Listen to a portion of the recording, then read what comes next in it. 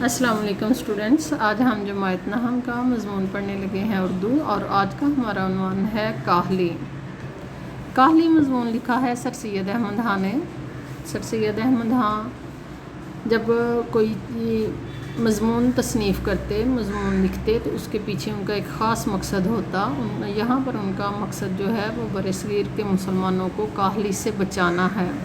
ان کی جو تحریک تھی سر سید احمد خاں کی اور ان کے رفقا کار کی، ان پر سب سے جو پہلا لفظ ان کے بارے میں کہا جاتا ہے وہ مقصدیت ہے، کہ وہ مقصدیت یعنی کسی مقصد کے تحت لکھتے۔ یہ بھی مضمون انہوں نے اس مقصد کے تحت لکھا ہے کہ لوگ کاہلی سے بچ سکیں۔ اب پڑھتے ہیں۔ یہ ایک ایسا لفظ ہے جس کے معنی سمجھنے میں لوگ غلطی کرتے ہیں۔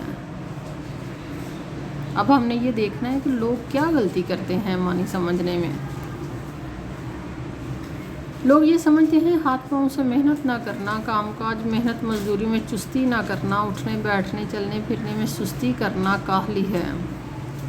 تو اگر لوگوں سے سوال کیا جائے ہماری عام عوام کا، تو وہ کاہلی کا یہی مطلب سمجھتے ہیں کہ ہاتھ پاؤں سے محنت نہ کرنا، بیٹھے رہنا، کوئی آمدنی والا کوئی کام نہ کرنا جس سے آپ کو مہینے کی آمدنی آپ کے گھر آئے، کام کاج محنت مزدوری اگر کرنے کے لیے جائیں گی تو وہاں چستی نہ کرنا، اٹھنے بیٹھنے چلنے پھرنے میں سستی کرنا، یہ سب کاہلی ہے۔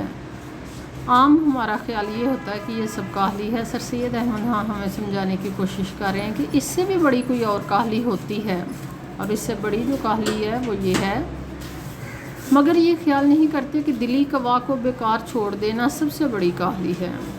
سر سید احمد خاں کی یہ بات سے 100% اس سے اتفاق کیا جاتا ہے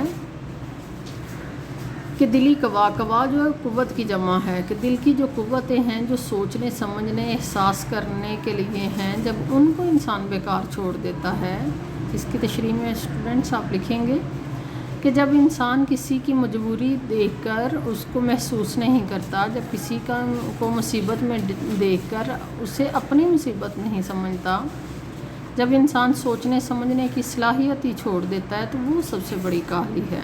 یہاں پر آپ مولانا الطاف سینحالی کا ایک کوٹ جو ہے، جو انہوں نے سر سید احمد خاں کے متعلق لکھی ہوئی سوانح عمری یعنی ان کی زندگی پر لکھی ہوئی جو کتاب ہے، جس کا آپ نام جو ہے نا وہ باقاعدہ نام بھی ساتھ لکھیں گے، حیات جاوید۔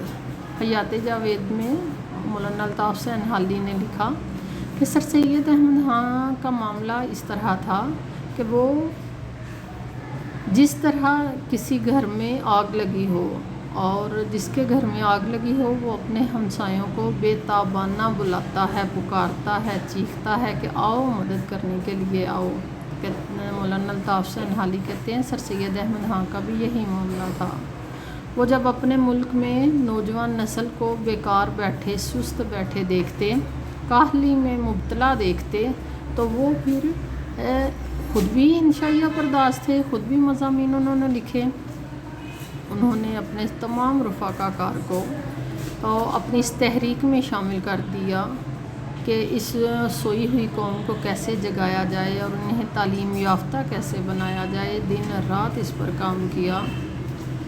تو ان کی یہی مقصدیت، اس مضمون کے پیچھے بھی یہی مقصد ہے کہ لوگوں کو یہ بات سمجھائی جائے کہ صرف اٹھنا بیٹھنا چلنا پھرنا کاہلی نہیں، بلکہ دلی قوا کو یعنی سوچنے سمجھنے کی طاقت کو چھوڑ دینا سب سے بڑی کاہلی ہے۔ تو اسٹوڈنٹس آپ اپنا رجسٹر نکال لیں۔ یہ پہلا پیراگراف جو تقریباً 2.5 لائنوں کا ہے، اس کی تشریح لکھیں، الفاظ کے معنی لکھیں، سیاق و سباق لکھیں۔ اب یہاں پر آپ پوچھیں گے کہ یہ پہلا ہی پیراگراف ہے تو اس کا سیاق و سباق کیا ہوگا؟ تو سیاق و سباق سے مراد ہے کہ پورا مضمون، چونکہ یہ ایک مضمون ہے، پورا یہ جو مضمون ہے اس میں کیا کہا ہے سر سید احمد خاں نے، وہ تقریباً 4 سے 5 لائنوں کا مرکزی خیال جو ہے وہ سیاق و سباق کے طور پر لکھیں گے۔ بورڈ کے پیپر میں آپ کو اس کا مرکزی خیال نہیں آئے گا بلکہ خلاصہ آئے گا، تو جو پھر اس کا جو مرکزی خیال ہے وہ آپ نے سیاق و سباق میں لکھنا ہے۔ بہت اہم مضمون ہے، لازمی اس میں سے تشریح آتی ہے، سوال جواب آتے ہیں، خلاصہ آتا ہے۔ تو ابھی اپنا رجسٹر نکالیں اور اس کی تشریح تفصیل سے جیسے میں نے آپ کو سمجھائی ہے ویسے ہی لکھیں۔ بہت شکریہ۔